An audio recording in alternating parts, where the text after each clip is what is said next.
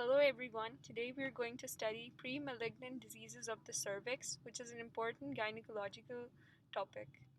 Epidemiology and etiology. Cervical cancer in higher income countries has decreased due to cervical screening. The number of deaths due to cervical cancer has decreased only because of screening. Screening has an important role in cervical cancer uh, incidence, which has decreased. So, cervical cancer is caused by the persistent high risk infection of HPV. HPV is a double stranded DNA virus which is divided into two types. There is a low risk type, which includes 6 and 11, and it causes benign warts, and there is a high risk type 16, 18, 31, and 48, which cause cervical cancer. These are the high risk types. So the virus spreads through sexual intercourse. Infection is common after the onset of sexual activity, and many sexually active adults show serological evidence of previous infection. Infection is transient and is of no clinical consequence, but minority of individuals develop a persistent genital infection that predisposes them to pre-malignant and malignant change. So now we're going to talk about the predisposing risk factors. These include smoking, which reduces the clearance of the virus by the immune system, which increases the risk of a persistent infection. Immunocompromised state, which can be due to HIV or the use of immunosuppressant drugs. So transplant, in particularly transplant recipients, there is the long-term use of immunosuppressants, making them at risk of the pre-malignant or malignant disease of the cervix.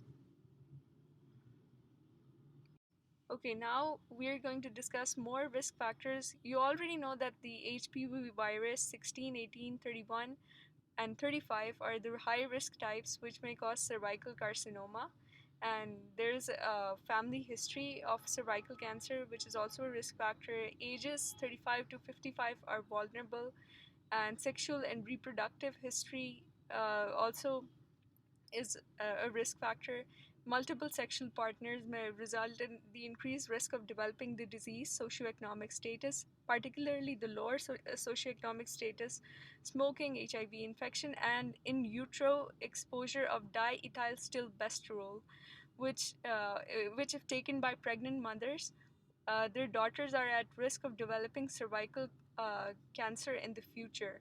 And oral contraceptive pills, these have an indirect relationship with cervical carcinoma, as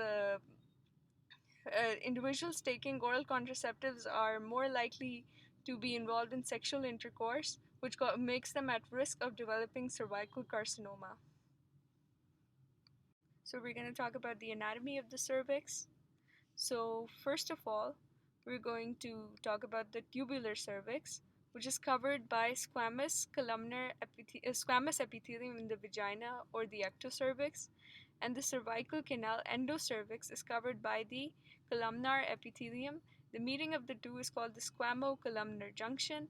Position of the squamocolumnar junction varies throughout life. So, in children, it is present at the external cervical os, during puberty at the ectocervix, adulthood again at the external os. Position varies due to metaplasia, transformation of the columnar to the squamous epithelium. Transformation zone is important in terms of cervical carcinoma. It is defined as the area between the original squamocolumnar junction and the current squamocolumnar junction, where the epithelium changes from the columnar to the squamous epithelium over time. So if you look at this diagram, you will see over here this tubular part is the ectocervix, which is covered by the squamous epithelium, and the internal part towards the uterus is the endocervix, and it is covered by columnar epithelium. And the region at which these two types of epithelium meet is the transformation zone, and it is located at the external os. So now coming to the pathophysiology, the transformation zone is the zone where the pre-malignancy and the malignancy stages develop. Persistent HPV infection in some individuals triggers an oncogenic process at the transformation zone where metaplasia occurs. Integration of the human papillomavirus DNA in the basal epithelial cells leads to immortalization and rapid cell turnover. This disordered immaturity within the epithelium is called cervical intraepithelial neoplasia, CIN. Cancer is diagnosed by the presence of CIN and when it breaks the basement membrane. So we're going to discuss the stages of cervical carcinoma. Basically it starts off as a pre-malignant stage. So it is seen in the form of immature cells which are hypochromatic, which stain easily and stain darker. So they have large nuclei and minimal cytoplasm with abnormal mitotic figures. And CIN is classified as low-grade CIN1 and high-grade CIN2 and 3. So basically these have more abnormal cells in mitotic figures compared to the low-grade type. This is based on the number of cells seen in the bottom third or the top two-thirds of the cervical epithelium. So you can see over here, so the basal cells become uh, abnormal first, then the other layers of the epithelium are also involved, and if all the layers are involved but the basement membrane is intact, it is CIN3. But after the basement membrane gets involved um, and there are abnormal cells, so it is suggestive of cancer. So we're going to talk about the natural history of CIN. Regression and progression of CIN may occur and it depends upon the immunity of the individual. So in the low grade type, the regression of it occurs by the cell mediated immunity of the individual. High grade disease does not regress and requires treatment as it may progress into cancer. And if left untreated, 20% of the patients may develop cancer of the cervix. Smoking and low immunity are high risk factors which cause the disease to progress into cancer. All the microscopic cancer of the cervix coexist with CIN. And basically, the high grade type, CIN 2 and 3, are most likely to coexist with cancer. So, coming to diagnosis and investigations, cervical cytology is done in the form of pap smear and liquid based cytology. HPV testing and colposcopy is done. So now we're going to talk about cervical cytology first. It is of two types, pap smear and liquid cytology. So first we're going to discuss pap smear, in which cells are removed from the cervix using a wooden spatula placed on a slide and fixed. Liquid cytology is in which a small brush is used to sample cells from the transformation zone and the brush head is placed on the fixative. This is spun and viewed under a microscope. In 95% of the women, cytology is normal and squamous cells are seen. Abnormal cervical cytology shows squamous cells at different stages of maturity, dyskaryosis, which I will discuss in the next slide, and cervical cytology is classified into low grade, minor cytological abnormalities showing mild dyskaryosis or borderline change, and high grade, moderate, and severe dyskaryosis. So you can see this is liquid-based cytology. A brush is used to scrape the cells off the transformation zone. So I was going to discuss dyskaryosis. Dyskaryosis is the number of abnormal cells present in the cervical epithelium. Cells containing abnormal nuclei and abnormal nuclei to cytoplasm ratio and increased mitotic figures, that is seen in dyskaryosis. So in this slide, there is basically a correlation between the grade of cytological abnormality and the extent of CIN found on the cervix. And cervical cytology triages patients to colposcopy clinic for further assessment. The sensitivity of a single cervical smear for high-grade CIN detection is between 40 to 70%. There is a slow progression for women with CIN to cancer. A missed lesion can be picked up on a subsequent test and the women attend regularly for cervical cytology. Hence, screening has a significantly decreased risk of developing cervical cancer. So regular screening has importance in decreasing the incidence of the disease. In this slide, you can see the abnormal cells.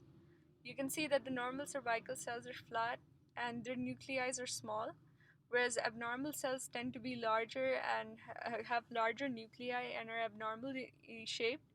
So the basal cells are the first cells to get abnormal compared to the cells in the upper layers of the cervical epithelium. So coming to HPV testing, high-risk HPV testing improves the sensitivity of cervical screening. Women with high grade cytology are referred urgently for colposcopy, whereas women with minor cervical cytology undergo reflex testing with high risk HPV. HPV negative women are returned for routine recall, and the high risk women are referred for colposcopy. All cervical cytological specimens for high risk HPV first, and carrying out reflex cytological assessment on those that test positive. This reduces the cost of the screening program. HPV testing is automating it and achieves a high throughput while cytological assessment is manual and requires a skilled workforce. So, HPV testing is usually done before cytological uh, smear or screening. HPV testing is considered to be more sensitive and more is preferred more because it is less expensive compared to cytological testing. So, coming to colposcopy, it is the examination of the cervix using a magnified glass and a light source. So, the patient is in a semi lithotomy position and the speculum is placed in the vagina. Acetic acid and iodine solutions are applied on the area on the cervix, which highlight the areas to be biopsied. Acetic acid causes the nucleoproteins in the cell to coagulate and turns the CIN lesions white. Areas of CIN lack intracytoplasmic glycogen and fail to stay brown by the iodine. CIN is a pre-neoplastic state, and the process of angiogenesis is apparent when it is viewed by the colposcope. The colposcopic determines whether there is a high grade or a low grade lesion. The lesion can be treated in the clinic at the same visit, see and treat. This can be monitored again by subsequent colposcopy and cytology, and it is done 6 months later. And the biopsy can be done if the decision is unsure. Select and treat. So this is a diagram showing cervical intraepithelial neoplasia. You can see that the abnormal areas fail to stain in the cervix and they remain white, which are easily picked out during colposcopy. So this is known as cervical dysplasia, wide, sharply demarcated lesion of the cervix after acetic acid is applied during a colposcopy. So you could see that the cervix, the normal, you can see this quadrant is of the cervix is normal, and these are the abnormal regions where the CIN lesion is developing, and it becomes highly pigmented, and a rough surface is seen. Without the staining of acetic acid and iodine, you can see that there is a rough surface, which is known as the high grade CIN, and further, it can be seen in the form of cancer when it becomes more abnormal. And these are the basically high potential lesions which can result in cervical cancer. So you can see that there are three grades. CIN 1 is low and mild, and it involves the lower one third of the epithelium. CIN 2 is a high risk lesion, and cellular changes are moderate, and it involves the lower two thirds of the epithelium. And CIN 3 is high risk and severe. Cellular changes are seen, and it involves more than two thirds of the epithelium, and it involves the full thickness of the cervical epithelium.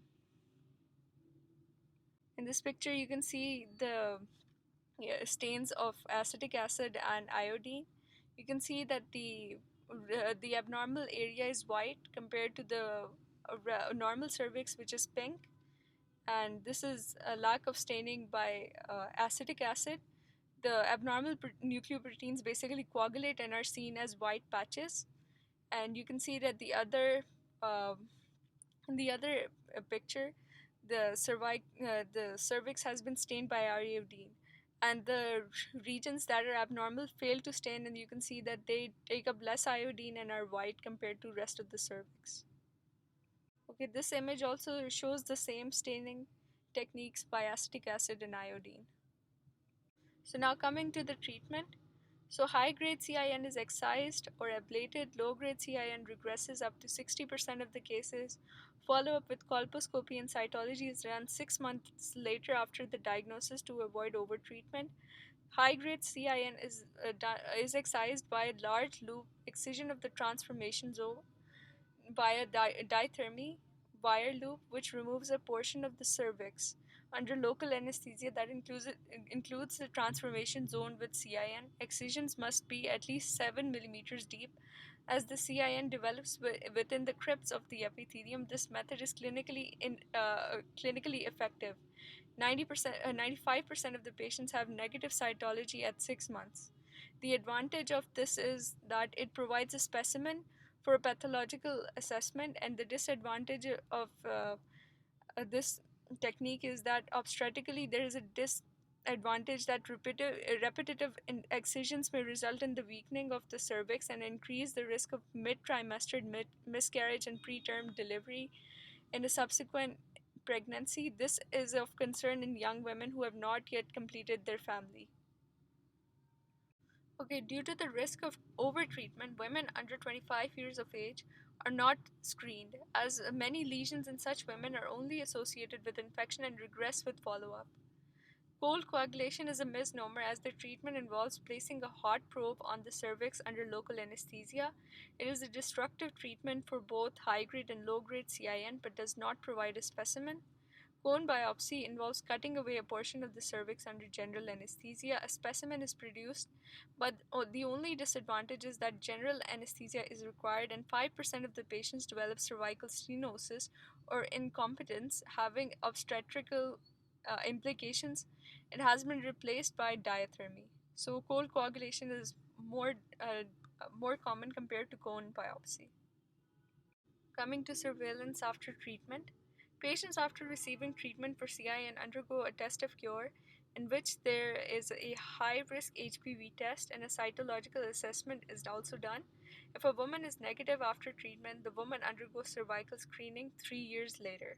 If a woman is positive, repeat colposcopy is indicated to identify residual untreated CIN, and a woman with history of CIN has an increased lifetime risk of recurrent CIN and has an increased risk of cervical cancer. So such women require surveillance even after treatment.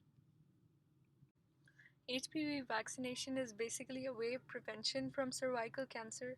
So, HPV vaccines are safe and effective at preventing persistent high risk HPV infection of CIN. Vaccination is done in 12 to 13-year-old girls, adolescent girls. The bivalent vaccine prevents persistent infection with HPV type 16 and 18, which is responsible for 70% of the cases of cervical cancer.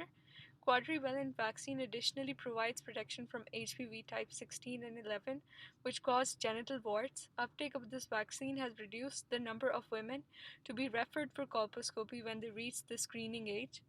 To improve the efficacy of the vaccine in girls, vaccination in adolescent boys is also considered to further decrease the spread of the high risk HPV pathogen. So, this is the summary of the topic and the important key learning points or the take home message you should have. Cervical cancer is now considered a preventable disease in countries where resources permit. Prophylactic HPV vaccination can prevent infection with high risk HPV types that cause cancers of the cervix and other lower genital tract sites. Regular screening by cervical cytology allows pre-malignant disease to be detected and treated before it undergoes malignant transformation. Women who are treated for high risk CIN are at increased risk of cervical cancer in their lifetime compared to other women, but regular cervical screening will pick up residual or recurrent disease that can be treated. Thank you so much for watching, and if you want more topics about medicine, you could always comment your topics, and please like this video if this was helpful. Thank you.